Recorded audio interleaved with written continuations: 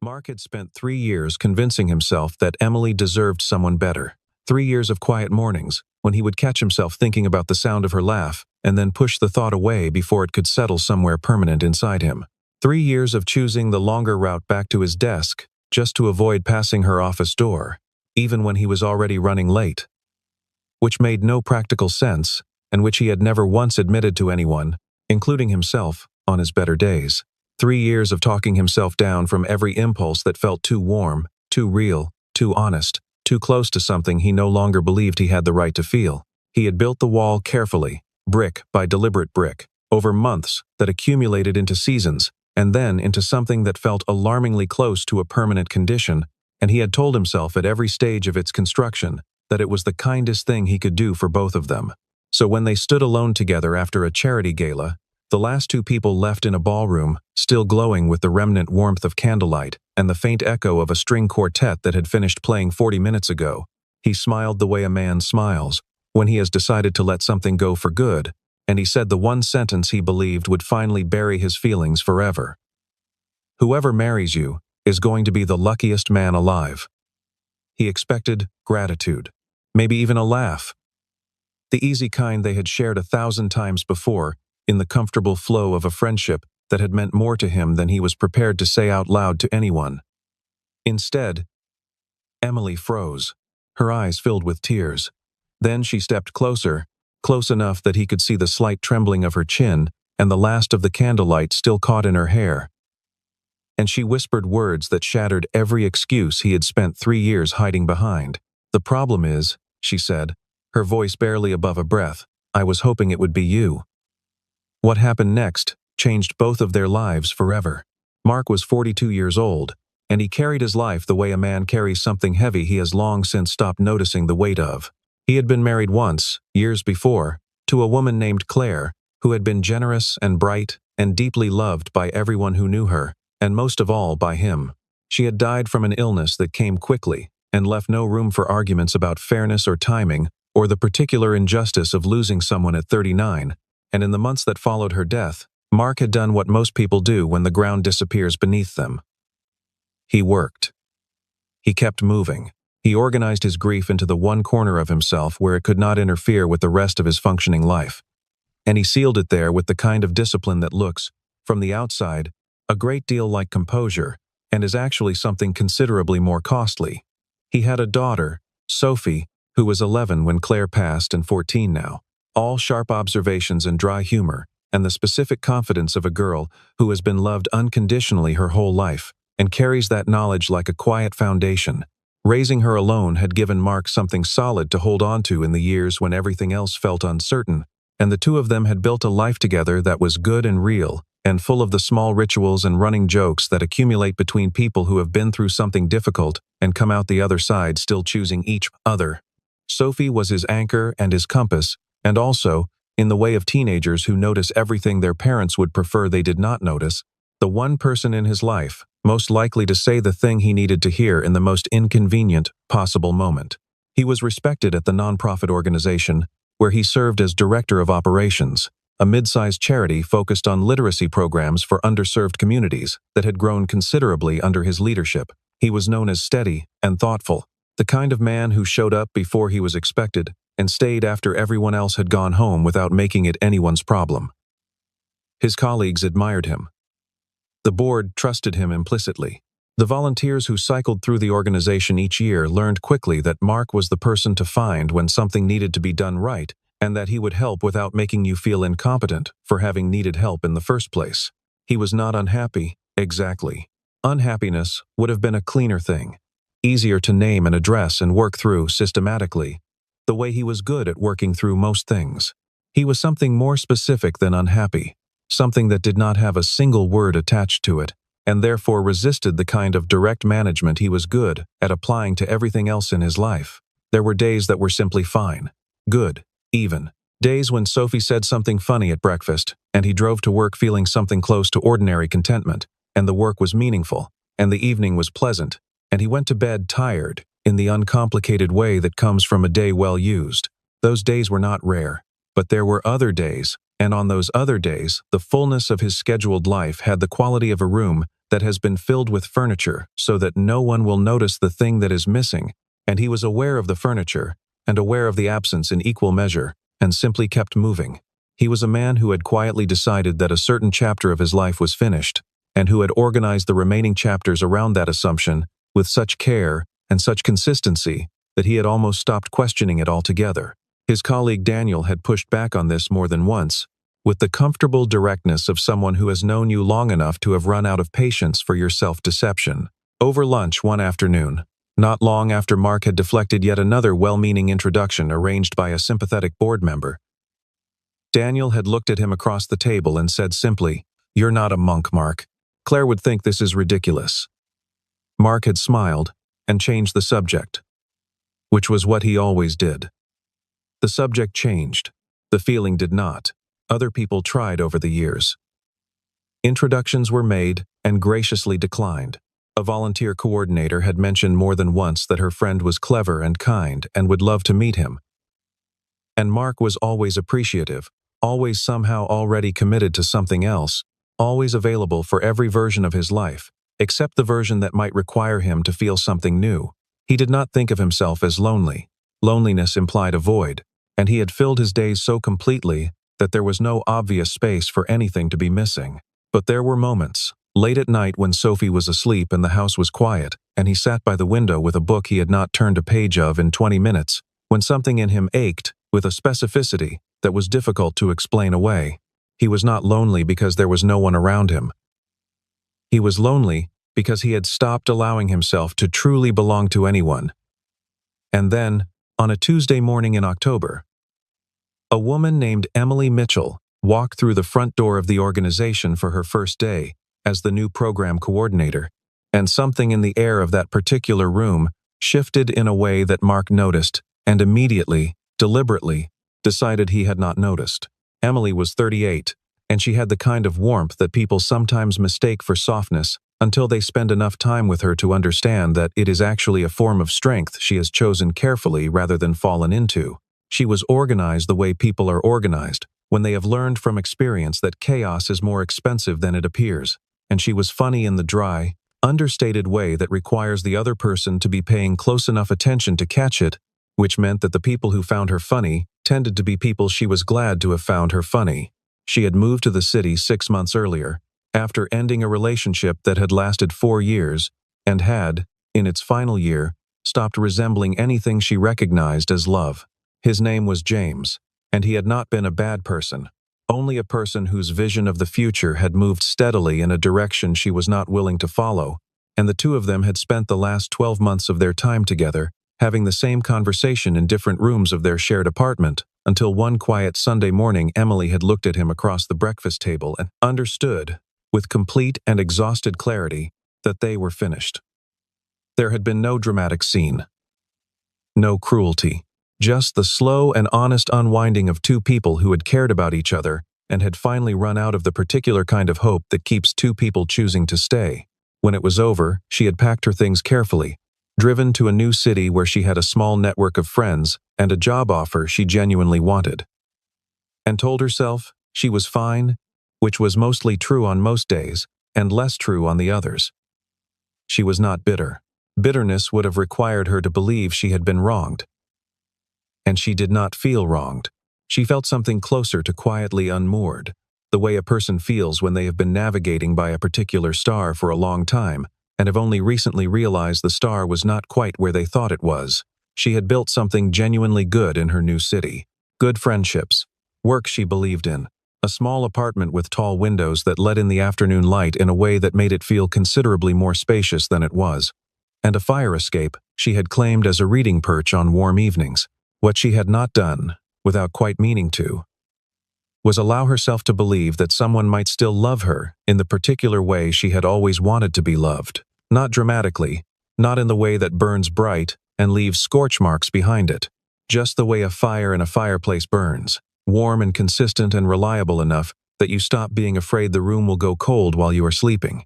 She and Mark began working together almost immediately after she arrived.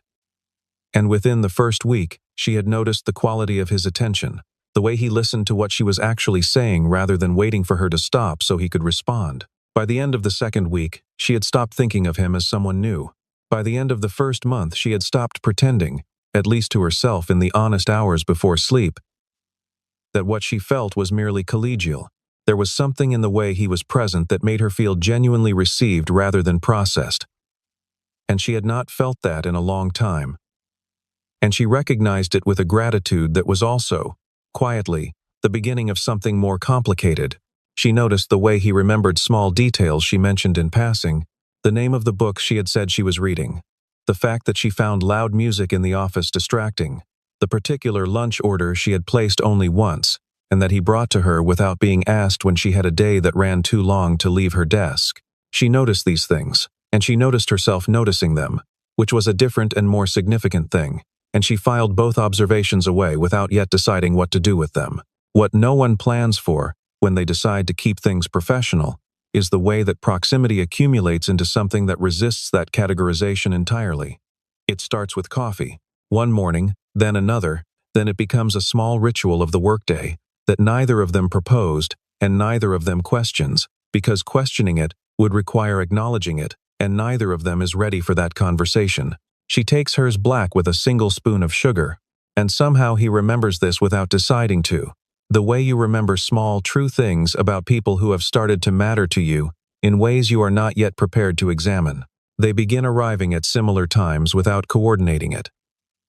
Pulling into the parking lot within minutes of each other on mornings, when neither was thinking about the other, or so they both told themselves with the conviction of people who need that story to hold. The phone calls that were supposed to be about grant deadlines and program logistics begin ending later than intended, sliding past the professional agenda into conversations about books and childhood, and opinions about things that have nothing to do with the organization's mission, and by the time they say goodnight, there is always a small pause before the line goes quiet. A pause that neither of them mentions, and both of them hold on to. They have a private vocabulary now, the kind that develops between two people who have spent enough time together that certain references have become shortcuts to entire shared histories. This kind of vocabulary is one of the quieter forms of intimacy, not dramatic, not announced, but deeply specific, the kind that makes a person feel known in the particular way, that being known by someone whose intelligence you respect is one of the best feelings available to a human being. Emily had not expected this. She had expected, when she moved to a new city and started a new job, to build a professional life competently and to let the personal dimensions fill in gradually over time. She had not expected to find, within the first several months, someone who made her feel this comfortable this quickly, and the speed of it was something she thought about occasionally, the way you think about a thing that is good and slightly surprising. She was careful not to mistake comfort for something more. She was careful to keep the appropriate mental boundaries in place. She was, in this as in most things, thoughtful and self-aware. And yet, a running joke about the coffee machine that has been broken since before Emily arrived, and that everyone has long since given up reporting to maintenance. A phrase that emerged from a particularly chaotic planning meeting 6 months ago that has since become their private code for any situation that is gently and irreversibly coming apart at the seams. Emily tilts her head slightly to the right when something genuinely amuses her, and Mark knows this, and knows he knows it, and has stopped asking himself when exactly he learned it or what that knowing means. When something good happens to her, he is the first person she wants to tell. When something goes wrong, his is the voice she reaches for, not because he always has the right answer, but because talking to him makes the problem feel more manageable than it did in the moment before she called. For Mark, the same is true, and the weight of that symmetry presses against the decision he has already made about his own life, in ways he is not yet ready to look at directly. The people around them have long since stopped bothering with subtlety. Daniel has made his position abundantly clear on multiple occasions, and considers the whole situation a personal affront to his patients. Patricia, the volunteer coordinator who has worked at the organization for 11 years and prides herself on reading the emotional temperature of a room with considerable accuracy, has told 3 different people that it is only a matter of time. Even Sophie, who is 14 and theoretically absorbed in her own social world, had met Emily briefly at an organization fundraiser and said on the quiet drive home with the casually devastating insight that teenagers deploy without mercy. "She seems really nice, Dad." Mark had said she was a colleague in a tone intended to settle the matter, and had instead confirmed everything his daughter suspected. He told himself that Emily saw him only as a friend. He constructed evidence for this interpretation and held it carefully. The situation became considerably more complicated on a Thursday afternoon in March, when Emily mentioned, in the studied casual way that is almost never actually casual, that a man named David Hartley had asked her to dinner. David worked in finance, had been introduced through mutual friends, and was by every available account a reasonable option. Pleasant, looking, professionally established, described by Emily's friends as someone who would be genuinely good for her. Emily had said yes, partly because it had been a long time since anyone had asked, and partly because she was tired of the particular weight of Friday evenings that had no specific destination to arrive at.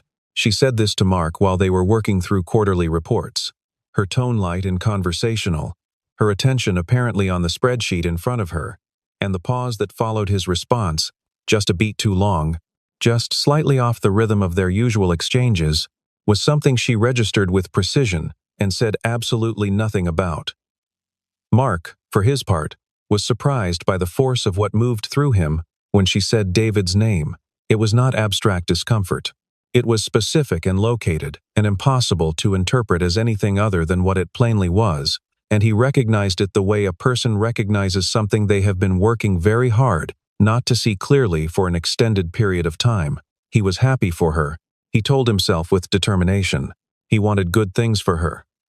And David sounded like a good thing, and the fact that this understanding settled in his chest with the particular heaviness of a stone, rather than the lightness of relief, was simply something he would have to manage internally without complaint. He began arriving slightly later than usual. He answered her messages quickly, but without the warmth that had always been the signature of their exchanges, a distinction as immediately obvious to Emily as a change in the color of the sky. She replayed their recent conversations looking for what she had done and could not locate it. And the uncertainty of not knowing sat in her chest in the uncomfortable way of things that have no clear resolution. It was Daniel who finally made Mark say the thing out loud. They were in a bar on a rainy Wednesday evening. The particular kind of evening where the weather and the whiskey and the low lighting conspire to lower a man's defenses below their usual operating level, and when Daniel asked him directly what was going on with him and Emily, Mark said it plainly, without a great deal of preamble. He had feelings for Emily, had had them for longer than he wanted to admit, and was managing them the way he managed everything he did not know what to do with, which was to say, not particularly well. Daniel did not say "I told you so," or at least not immediately. What he said first, after a pause that had the quality of a man choosing his words with the care of someone who has been thinking about this conversation for a while, was the thing Mark had not prepared a response for. "You've already made the decision for her," Daniel said. "You've decided what she deserves and what she's capable of wanting. And you've done it without once asking her. You call it generosity. It isn't." Mark said he was being realistic about what he could offer. He said Emily was 38 and deserved a story that began cleanly. Someone uncomplicated.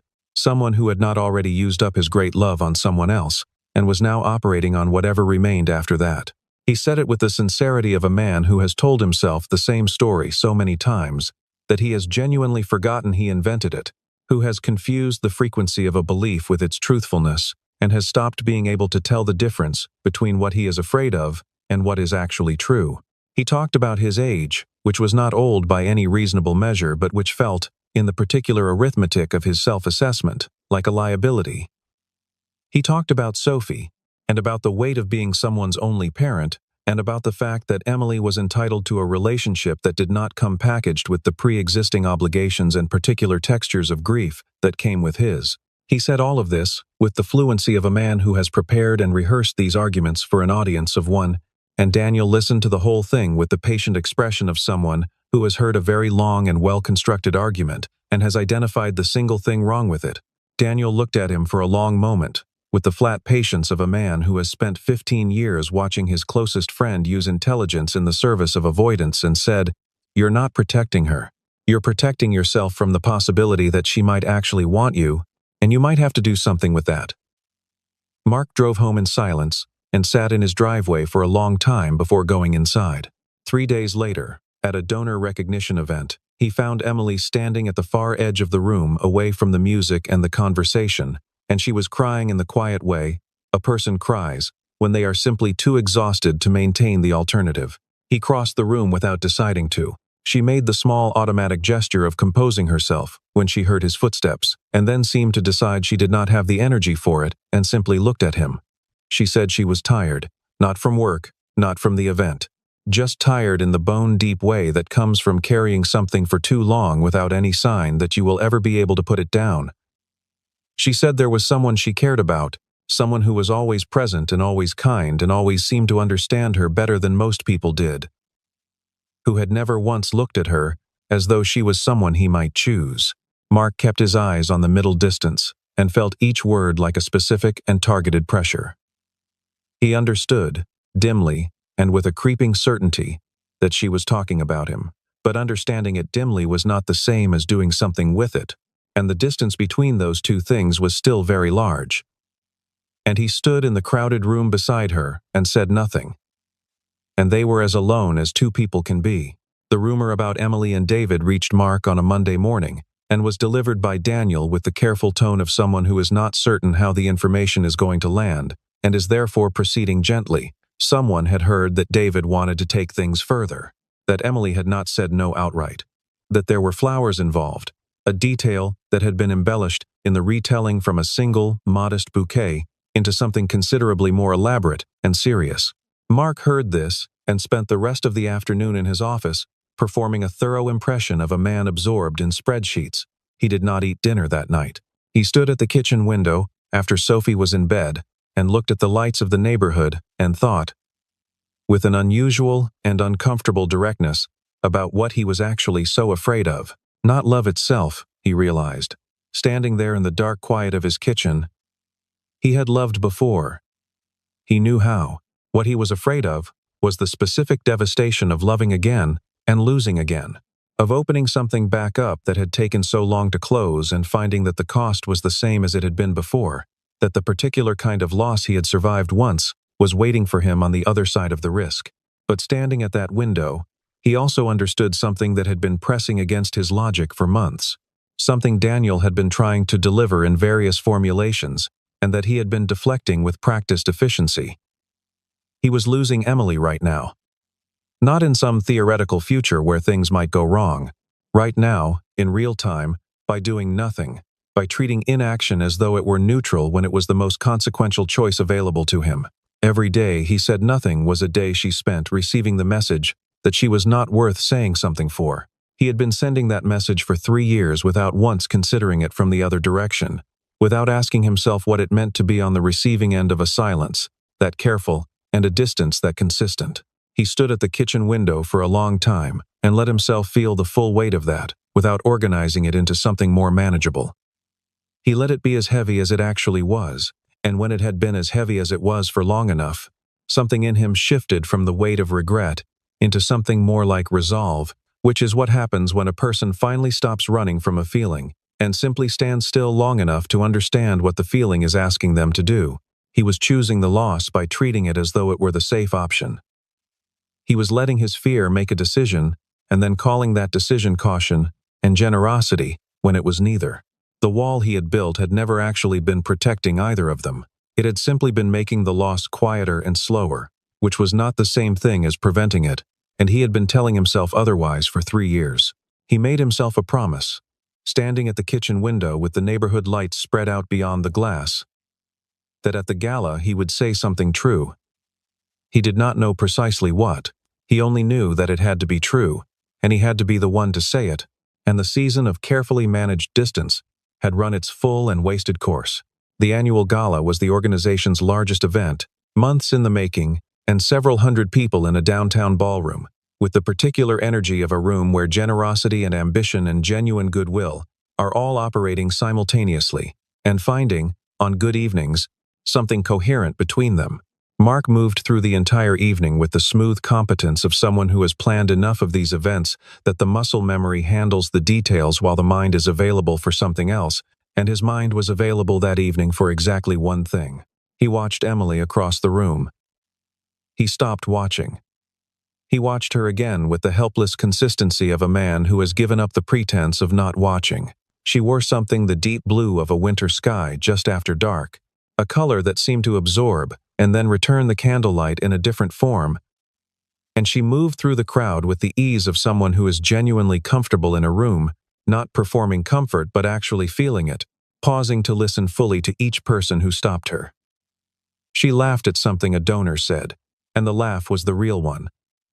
The one that reached her eyes, and lasted a half-second longer than the performed version, the one that made the corners of her eyes crease slightly, and he knew the difference between those two laughs, and had known it for over a year, and the knowing of it said everything there was to say about the last 3 years and the nature of his so-called composure. The evening wound down the way these evenings always do. The speeches were made. The major donors were thanked. The board chair made a joke that landed moderately well. The music softened, and the waitstaff began the quiet choreography of clearing, and the guests moved toward the exits in clusters. Mark said his goodnights. He helped carry boxes. He returned to the ballroom and found it nearly empty. The lights raised from the warm amber of the event to the ordinary brightness of a space being restored to its neutral state. And Emily was there, perched on the edge of the stage with her shoes off, checking something on her phone, easy and unguarded in the way she only was when the evening's performance requirements were done, and she could simply be herself. She looked up when she heard his footsteps and smiled, and he crossed the room toward her and thought, say something real. They talked about the evening, the speeches, the food, the donor who had cornered the board chair for the better part of an hour about a project unrelated to anything the organization did. It was easy. It was always easy between them. That was the particular grace and cruelty of it simultaneously. He felt the conversation sliding toward its end, saw her glance once toward the exit in the small inventory of a person deciding whether the night is over, and he panicked in the quiet internal way of a man who has run out of prepared remarks and is standing at the edge of the honest thing. He smiled.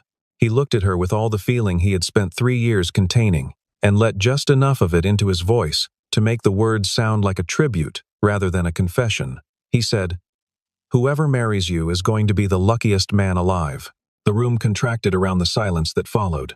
The silence lasted long enough to carry its own meaning.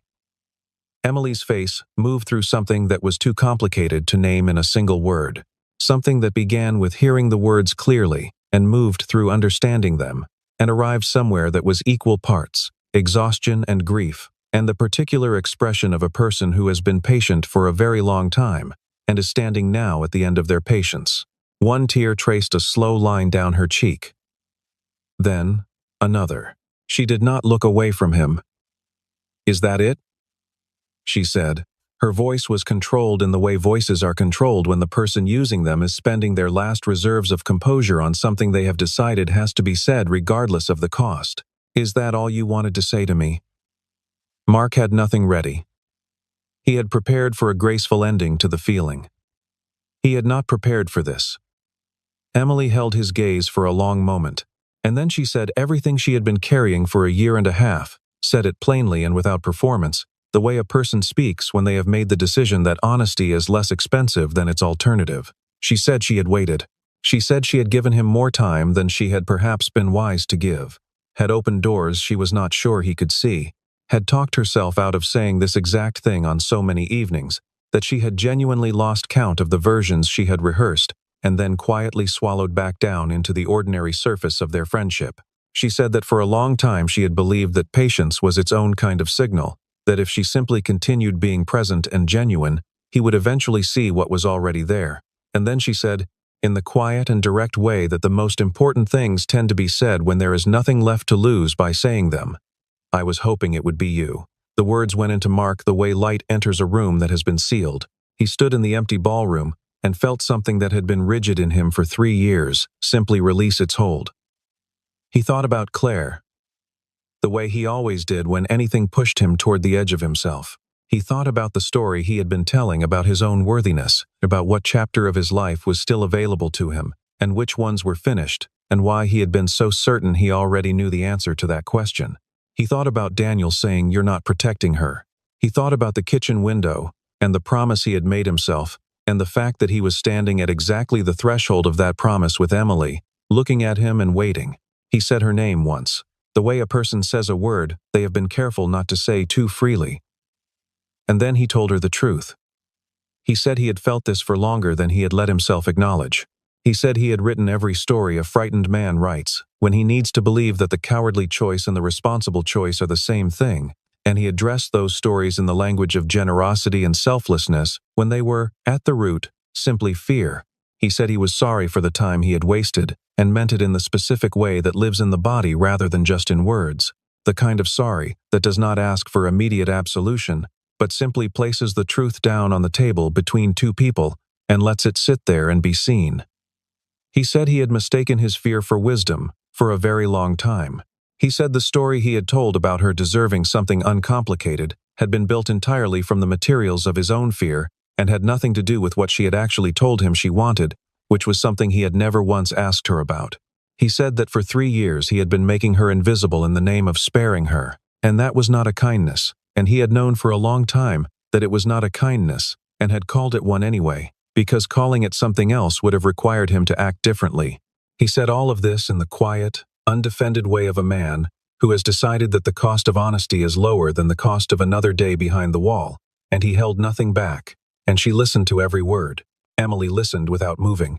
She did not immediately tell him it was all right, because she was too honest for that, and because it was not entirely all right, and she knew he knew the difference, but she did not look away. There is a question that only time can answer, and they both knew it, and let it sit between them without trying to resolve it faster than it could honestly be resolved. The words had been said, the feeling had been named, but naming something and trusting it are not the same thing, and the distance between them is exactly where previous versions of this story had quietly come apart, and Emily had learned that distance personally. She told him, standing in that cleared and quiet ballroom, with the cleanup crew, moving around the edges of the room, that she was not interested in being the recipient of someone's decision to be brave if the bravery did not hold past the moment that required it, that she had done the version of love where she waited to find out if the other person was going to show up consistently, and she was finished with that version. He said he understood. She said she was not sure yet that he did, that understanding something and meaning it were different things, and the space between them was precisely where good intentions came undone. He said she was right about that. He said the only honest thing he could offer was that every version of the future in which he had let her walk away, and said nothing was a version he could not choose. She was quiet for a long moment. Then something shifted in her expression, not all the way to certainty, but enough to indicate that the door between them was open. "David is just a friend," she said.